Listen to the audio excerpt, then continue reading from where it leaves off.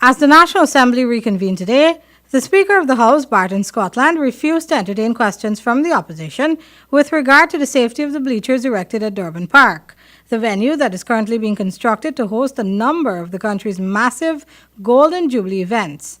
The Speaker believes that this was a matter that was not urgent. It's not a very comfortable situation. In fact, National Park bleachers are built the correct way, the wooden bleachers, in that there's a space to walk, and so nobody's shoe is in your back, or someone's shoe messing up your clothes or anything like that.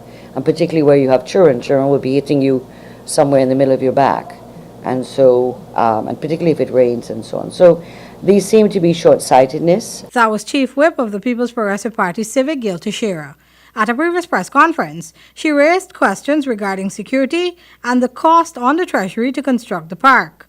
Meanwhile, speaking with reporters at the Ogle International Airport earlier today, Public Infrastructure Minister David Patterson had this to say. They are bleachers.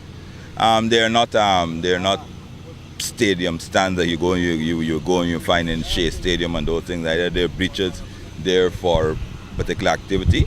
But if Mr. Teixeira has a problem, a particular problem, I would obviously address that. Teixeira also raised questions as to why the National Stadium was not used as the main venue for the country's Golden Jubilee celebrations. But the National Stadium can seat 16,000 people and 5,000 on the mound. And in the field itself, you can throw another 30,000 in.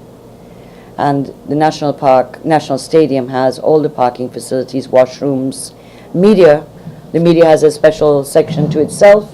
It has change rooms for artists.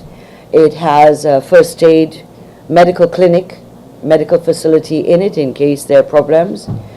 Minister Patterson, on the other hand, said consideration was given into the utilization of the stadium, but there were a number of factors that had to be considered. Last year, inauguration, we had 16,000 persons in the stadium and about another 15,000 outside of the stadium. It was a traffic chaos, as you know, and the police and the fire department cautioned us because this time, it will be far bigger.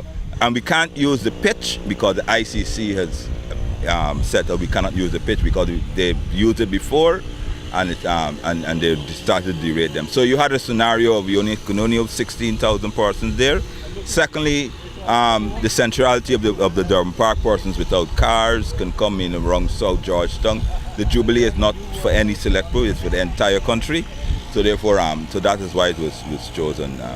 Only time will tell whether the government has made the right decision to choose Durban Park as the venue for these events.